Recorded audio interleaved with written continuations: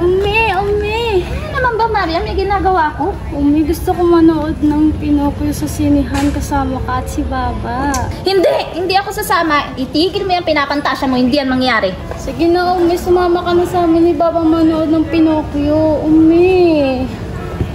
Mariam, tumigil ka na, ha? Bakit? Bakit ayaw ng aking ina na magsama kami ng aking ama?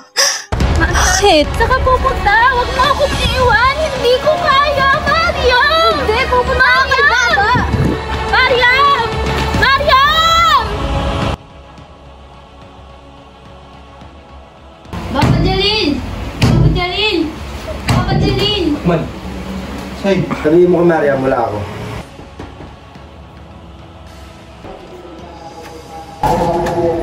Hindi ko kailangan nyo. May pinuntahan eh. May emergency daw po kasi. Hindi na sinasabi kung kailan siya Sige uwi. po. Antayin ko na lang siya dito sa labas. Bakit ba hindi kami kayang tratuhin ng tama ng aking ama? Bakit?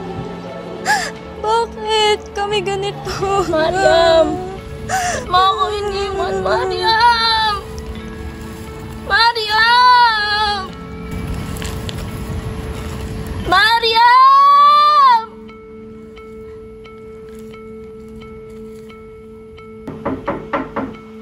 Ano yung nakman?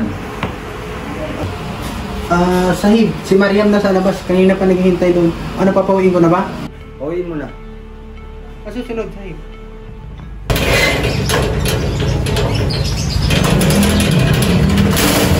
Ako. Mariam! Mariam! Mariam! Tara na. Ihatid ko kita sa inyo. Wala yung baba mo dito. While Mariam hopes for her father, Jalil to show off, her mother. Paano na si Mariam? Paano na ang anak ko? Ngayon na hindi ko na siya kasama.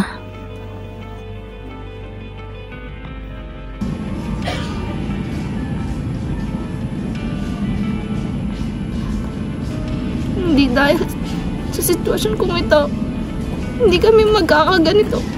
Kasalanan ko lahat kung bakit naghihirap ang anak ko si Marian. Kasalanan ko lahat to.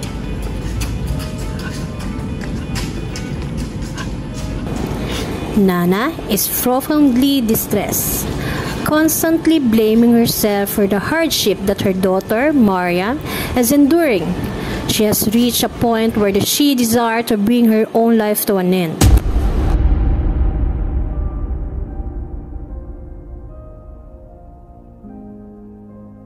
However, despite her emotions, she refrains from acting upon them because she considers her daughter, Mariam.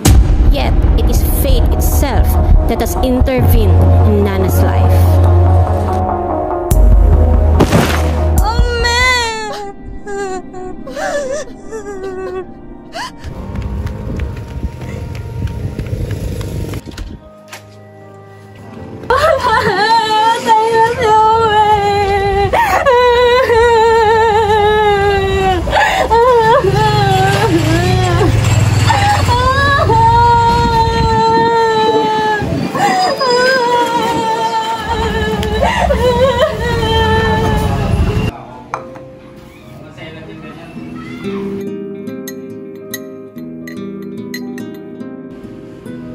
When Mariam's mother disappeared, she had no one else to turn to but her father, Jalil.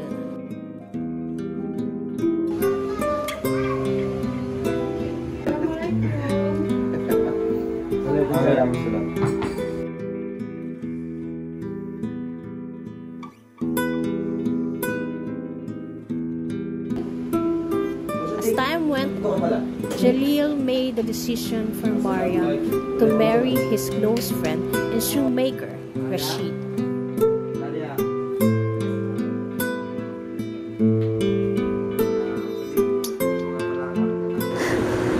At kung ito ang gusto ng aking ama para sa akin, wala na akong gagawin.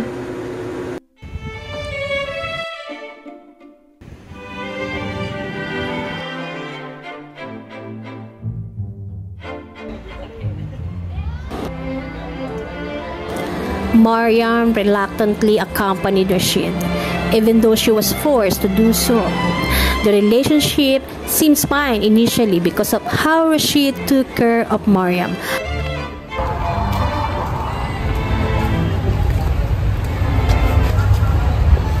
Ba't di ka nagsusot ng bura? Hindi kasi ako sanay.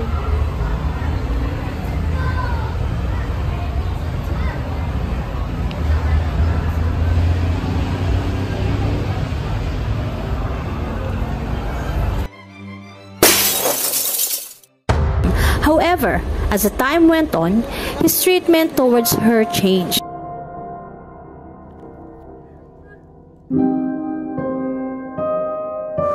Bakit ganito? Bakit ganito ang pagtrato sa akin ng mundo? Kailan ba ako magiging masaya? At kailan ko makukuha ang simple at mapayapang buhay na aking gusto?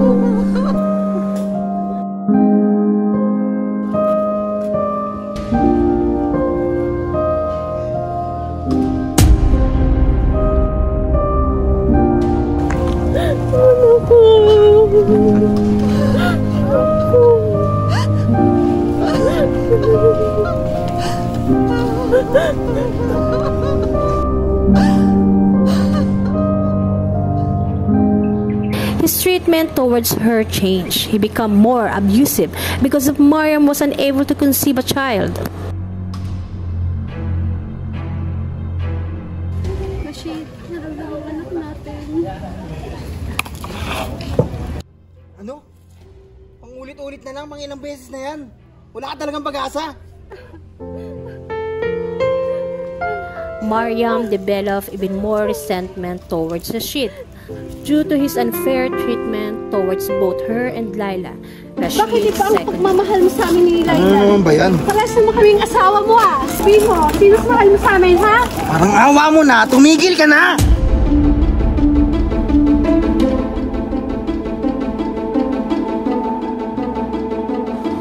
Laila, who lost her parents in a tragic explosion in her area, was married to Rashid.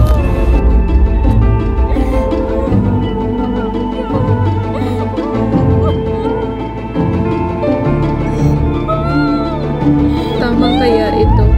Ano lang kaya ang magiging buhay ko ngayon?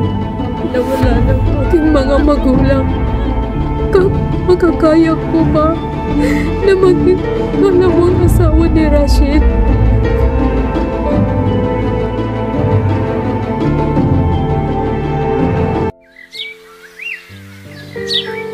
Before Rashid entered Laila's life, there was Tariq, her childhood friend, a lover, and the father of Laila's eldest child, Aziza.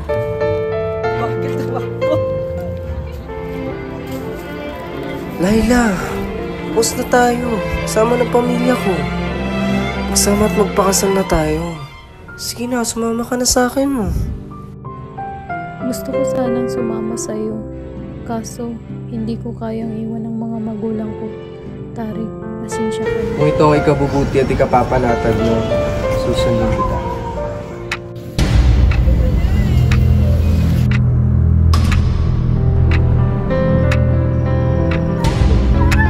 Wala ka talagang pag-asa.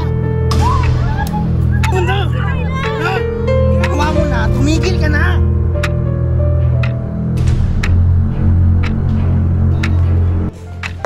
Anong gagawin natin, Mariam? Hindi natin kayang labanan si Rashid. Tatakas tayo. Kailangan natin makatakas. Hindi natin antayin natin siya pumunta ng tindahan, tsaka tayo tatakas. Naintindihan mo? Tatakas tayo.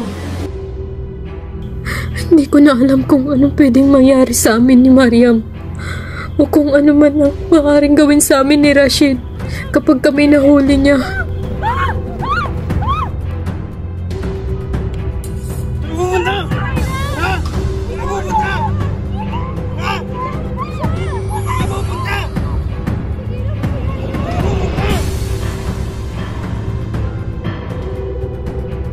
Dahil sa'yo! Ha? Ikaw ang dahilan! Dahil sa'yo! Dahil sa'yo! Dahil sa'yo! Ikaw ang dahilan! Dahil sa'yo nangyari na ito!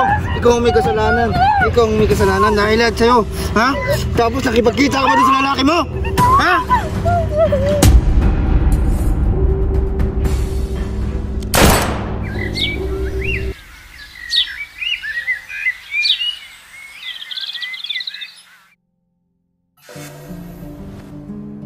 Over the years, countless women around the world, including in Afghanistan, have faced unfair treatment. Many women in Afghanistan have suffered greatly because of gender inequality. To make matters worse, the practice of forced marriage adds to their hardship. It is disheartening that these women should be admired for their strength and resilience, still endure such challenge every day. This situation highlights the urgent need for change and the importance of striving for gender equality.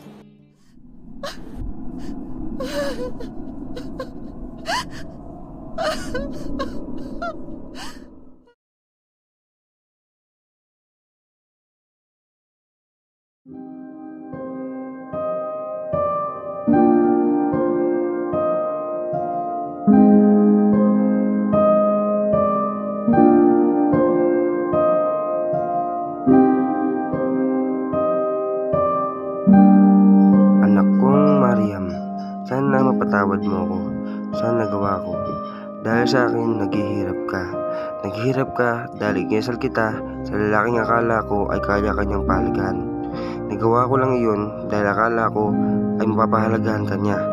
Pinagsisisihan ko ang lahat, anak ko. Sana mapatawad mo ako, mahal kong anak. Wala nang dahilan para manatili pa tayo sa lugar na ito. Pumunta na tayo sa ibang lugar para magpakalayo-layo. Makalimutan natin ang pait ng pangyayari. At si Mariam, babaunin ko ang kanyang pagmamahal sa akin dahil nagsakripisyo siya para mabuhay lang.